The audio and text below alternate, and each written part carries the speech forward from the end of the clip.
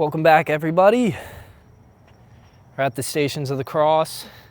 Just got done with it. I haven't done that since I was like 8 and had to do my first communion.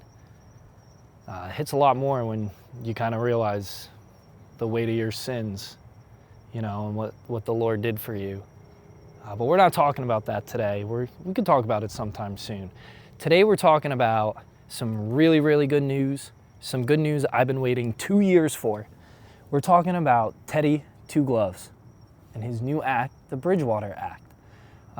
So Teddy went to Louisville. I have vivid memories of my dad and I watching him when he played at Louisville. My dad saying how awesome he was. And Teddy played football. He played football for a bunch of teams, the Vikings, the Saints, the Bucks. I don't think my Jets. He probably did. Everyone's played for the Jets. You know, that's where everyone plays there and they all stink and then they go somewhere else and they're great. That, again, we're not talking about that. We're talking about his act. So he retires from the NFL. He got injured a lot, you know, so he retires from the NFL. He starts coaching at his old high school down in Miami. And the high school that he went to, you know, there's a lot of underprivileged kids. They don't really have, you know, the best resources.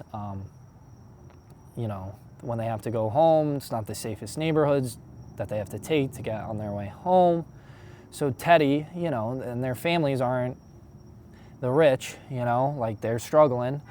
So Teddy would give them food, give them Uber rides, right? He'd take them home. He'd spend his own money on these kids. He said in an interview that he treated them like he saw them as his sons, that he had to take care of these kids.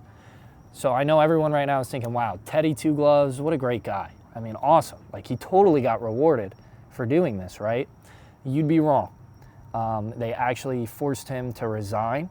They told him he couldn't coach football anymore. It was against the law to have monetary, to like give your kids money and things of value as a high school teacher, which I totally get. Like, I totally get that. But like, it wasn't like he was doing it to like recruit these kids to come play for him. He was doing it to make sure that these kids got home safe and that they had something to eat after practice. And he was totally, totally not rewarded for it. Just like we've seen with the world, when you do good, it usually does not reward you. In fact, it does the opposite. But today, Teddy was redeemed. So, you know, if I was Teddy, I would have been angry. I would have been super mad. I would have been like, okay, I'm fighting this. I'm going off on all of you. I'm going to make this a national thing. Like, I am going to complain and fight and get my job back, right? But Teddy didn't do that. Teddy humbly resigned, accepted the consequences of his actions. I'm sure he knew what he was doing was not legal, but he still did it anyway. And he took the consequences for it. And I mean, he resigns, he's out of a job. So bro gets a job in the NFL because he's Teddy Two Gloves, right? Amazing. Gets a job and he's with the Bucks. And I remember, because I worked for the Bucks, I remember sitting there at the stadium watching his interview and him talking about he wasn't mad. He just was like, you know, I was trying to help those kids. If that means I have to lose my job, then so be it. Like, because I know what I did was the right thing to do. And today he got redeemed. The Florida Senate passed the Bridgewater Act to now coaches can provide up to $15,000 in monetary value to their kids for anything, like Teddy, Uber, food. A coach cannot be penalized for helping his boys if they need the help.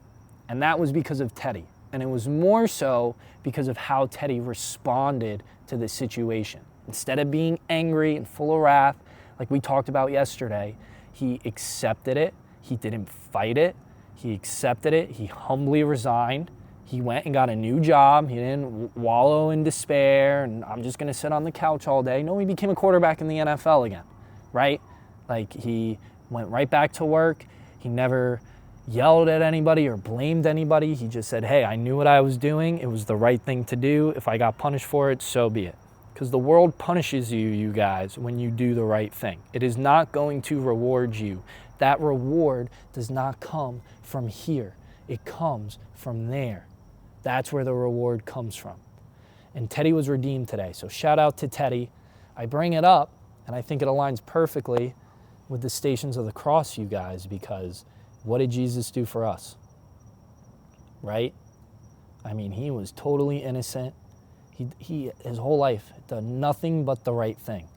The whole time, nothing but the right thing. And how did the world repay him? We just went through it. 14 stations. We just saw all of it, the whole path. What that man went through for you, for me, for everyone you've ever met, for anyone and everyone who will ever exist. Jesus went through all of that for you because he looks at you like Teddy looks at his kids on his football team. You are his boy. You are his daughter. You're his son. You're his daughter. He would do anything for you, including what he had to go through here. So Teddy, I mean, you are an excellent example. I am so happy that you got redeemed because I was so mad when it happened. As someone who's played football myself, I was so mad to think about that. Like, you're just trying to help people out, man, and this world just shuns you for doing good. We'll screw the world. Pardon my French, but screw the world, dude. Keep doing good. If it means that you lose here, who cares? We're not worried about here. We are not worried about here. Look at this. Look at that. We're not worried about here, man. We're worried about there. We're worried about getting there. We're grateful and we understand what he did for us through these stations. The sacrifice that he made for all of us to be able to have the chance to be with him up there. So I want all of you guys to think about that, as we're going through Lent. We got 37 more days. Take the time to actually think about what you're doing. Is it the right thing to do? If it is the right thing to do, if there's a situation in your life where the right thing to do is right there in front of you, but you're scared of the consequences and what's going to happen to you afterwards, I will pray for you, and I hope that today's lesson and today's good news shows you that you do the right thing no matter what at all times. So I love all of you. Let's get into the verse. We're going Old Testament. I cannot see. It is so dark out here. We're in Micah chapter 6, and we're just going to read 6 through 8. What God requires. With what shall I come before the Lord and bow myself before God on high? Shall I come before him with burnt offerings, with calves a year old? Will the Lord be pleased with thousands of rams, with tens of thousands of rivers of oil? Shall I give my firstborn, peep that, for my transgressions, the fruit of my body for the sin of my soul? He has told you, O mortal, what is good.